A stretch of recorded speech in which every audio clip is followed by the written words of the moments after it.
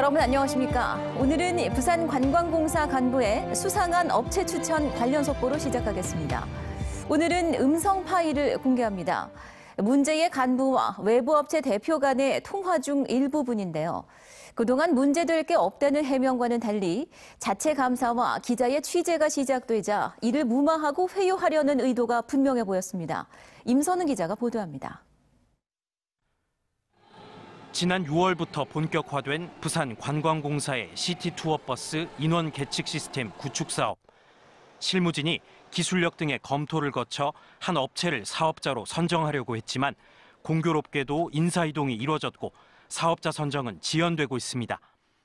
A 간부가 사업체 선정 과정에 부당한 영향력을 행사한 게 아니냐는 의혹에 대한 취재가 시작되자 A 간부는 인사이동된 실무진이 선정하려 했던 업체 대표에게 전화를 겁니다.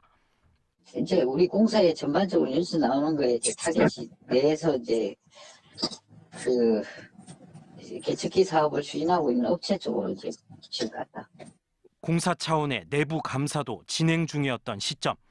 A 간부는 이번 사안에 아무런 문제가 없다는 취지의 진술을 감사팀에 해달라고 요구합니다. 어쨌든 니한테 연락하면 그냥 비중대로 이렇게 진행하고 있다 뭐 이렇게만 하면 돼. 회유 사실을 폭로할까 연락을 이어갑니다. 근데 하나만 확인할 게 있어서 혹시 그 최도섭 의원하고 만나서 뭐 이야기한 적이나 뭐 이런 거는 있나? 이제 뭐 시나 뭐 이런 데서 쪼이니까 잘 부탁한다라고 업체들한테 이야기하고 다닌다고. 감사 진행 상황까지 알려주며 지속적으로 회유를 시도합니다. 이제 내일 되면 이제 감사 보고서 이제 나갈 거고. 마무리가 되는 게 아니라 계속 끌고 가려고 하는 거니까. 원래 했던 대로 그냥 얘기하시면 돼요. 기자가 이런 통화 사실이 있었는지 A 간부에게 직접 물어봤습니다. 감사 관련해서는 전화 통화를 한 적이 한 번도 없으시다. 그 언론 기사 나간 거에 대해서 전화 통화를 했었습니다. 감사 관련해서 그러니까 공사 내부 감사 관련해서는 통화한 적 한 번도 없으시다는. 네, 전화번호 같은 것들은 다 줬습니다. MBC 뉴스 임선응입니다. 연동형 비례대표제 도입을 골자로 하는 선거법 개정안이 국회를 통과하면서 부산의 선거 구도 역시 크게 요동치고 있습니다. 남구 가불선거구의 합구 여부와 또 보수 통합 등이 큰 관심사로 떠오르고 있습니다. 민성빈 기자입니다. 우여곡절 끝에 국회를 통과한 선거법 개정안. 결국 지역구 의석수는 253석으로 유지됐습니다. 부산은 이제 갑과 을로 나뉘어진 남구의 합구 여부가 최대 관심사입니다. 남구 을이 13만 3,387명으로 선거구 유지 하한선에 3,000명가량 못 미쳐 합구 가능성이 제기되고 있지만 갑과 합할 경우 상한선 기준을 넘기 때문에 선거구 내 동조정을 통해 유지될 여지도 남아 있습니다. 부산은 보수 통합 역시 내년 총선의 핵심 변수입니다. 지금 범여권이라고 할 수 있는 진보 진영의 어떤 단일화 압력은 저는 좀 줄어들 거라고 보고 있고요. 그다음에 그 대신에 이제 보수 진영의 어떤 단일화 압력 이런 것들은 굉장히 강하게 작동할 가능성이 많다.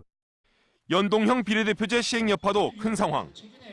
최근 부산 후보들을 발표한 정의당, 민중당 등이 단일화보다 완주의 무게를 둘 것으로 보여 여러 지역구에서 다자구도 형성이 예상됩니다.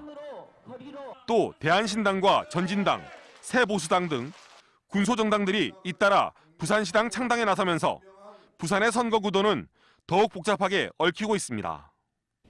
21대 총선에는 그 어느 때보다 많은 후보와 정당들이 선거전에 뛰어들 것으로 예상되면서 유권자들의 보다 세심하고 꼼꼼한 검증 과정이 필요할 것으로 지적되고 있습니다.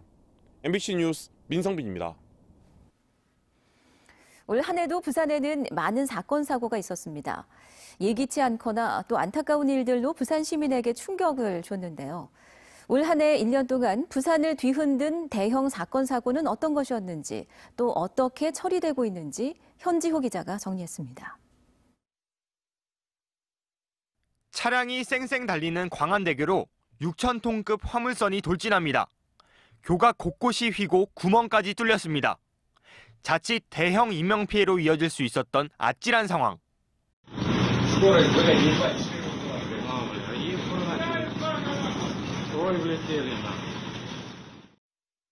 지난 2월 러시아인 선장이 음주 상태로 배를 몰다 일으킨 초대형 사고로 선박 충돌에 무방비로 노출돼 있는 해상 교량의 현실이 부산 시민들을 한때 공포로 몰아넣었습니다.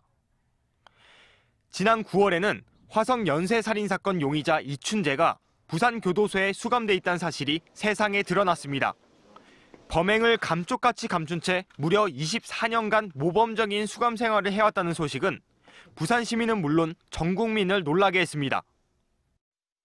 소란을 피운다든지 아니면은 규율에 위반되는 부정 물품을 소지했다든지 그런 부분들에 위반되는 사항은 전혀 없었습니다. 이춘재는 현재 수원구치소로 이감돼 추가 조사와 재심 절차가 진행되고 있습니다. 올해 유난히 잦은 가을 태풍으로 각종 피해도 잇따랐습니다. 특히 태풍 미탁이 지나간 뒤 사하구 구평동에서는 사면 붕괴로 일대 주민 4명이 목숨을 잃는 안타까운 사고도 발생했습니다. 정부가 조사단까지 꾸려 사고 원인을 밝히려 애쓰고 있지만 아직 책임 소재조차 파악이 안 돼 피해 복구는 더디기만 한 상황입니다. 지난 10월 부산의 한 산부인과 병원에서 충격적인 사건이 일어났습니다. 출생한 지 닷새밖에 안 된 신생아가 간호사에게 학대를 당해 두개골 손상을 입은 것입니다. 체온이 좀 흔들리는 상황이고요. 소변이라든지 이런 부분도 스스로 좀 안 되고 있는 상태고, 간이라든지 신장 쪽에도 아직 전반적으로 일단 상태가 좋지는 않아요. 하루빨리 수사 마무리되고 처벌받아야 될 사람들이 합당하게 엄중한 처벌을 받을 수 있도록. 일명 아영이 사건에 대한 철저한 수사와 함께 신생아실 내 CCTV 설치 등 제도적 보완책을 요구하는 국민 청원이 이어지자 정부가 최근 대안을 마련 중이라는 답변까지 내놓으며 논의가 급물살을 타고 있습니다. 2019년 한 해 부산을 달군 다양한 사건 사고들. 단순한 발생에 그치지 않고 제도적 보완책까지 요구하는 외침에 보다 안전한 사회를 꿈꾸는 시민들의 바람은 어느 때보다 컸습니다. MBC 뉴스 현지호입니다. 파업 닷새째를 맞은 르노 삼성차 부산 공장의 생산 차질이 이어지고 있습니다. 르노 삼성차는 오늘 전체 근무자 1,600여 명, 노조원 기준으로는 전체 1,700여 명 가운데 561명이 파업에 참여하면서 파업 참가율이 32.5%로 집계됐다고 밝혔습니다. 지난 20일 노조가 부분 파업에 들어간 이후 파업 참가율은 계속 떨어지고 있습니다.